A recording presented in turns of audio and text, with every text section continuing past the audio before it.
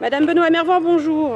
Nous réalisons ce mannequin challenge en raison du mécontentement tant des élèves que des parents de l'école Anna de Noailles.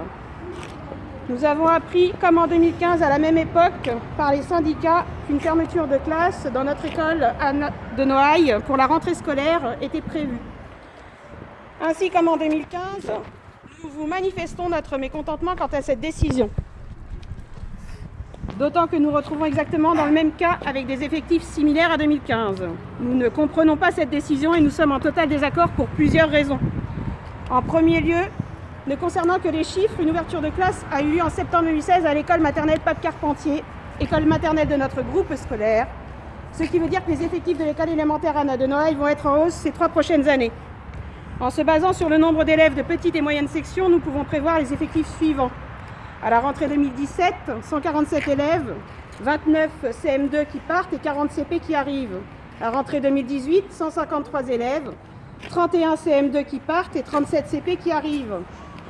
Pour la rentrée 2019, 166 élèves, 24 CM2 qui partent et 37 CP qui arrivent. De plus, ces 2 dernières années, nous avons pu constater des changements importants dus aux effectifs allégés de nos classes, et ce, autant sur le plan des apprentissages de nos enfants que sur les baisses de violence et d'incivilité au sein et même en dehors de l'école. La fermeture de la classe dégraderait à nouveau les conditions de travail de nos enfants car il est évident qu'il reste encore du travail et des problèmes à résoudre. Les problèmes sociaux et les conditions de vie d'une bonne partie de nos élèves à l'extérieur de l'école ne changent malheureusement pas ou difficilement. Et l'école devra toujours continuer à les gérer et faire en fonction de notre public. En effet, la population de l'école Anna de Noailles est toujours en difficulté scolaire. Nombreux sont les enfants qui nécessitent un suivi particulier auprès d'une psychologue, d'un orthophoniste, du RASET, d'une AVS ou qui font l'objet d'un signalement. Et encore une fois, cette école, si elle ne répond pas aux critères officiels de l'éducation prioritaire, compte parmi ses élèves une majorité d'enfants socialement très affectés.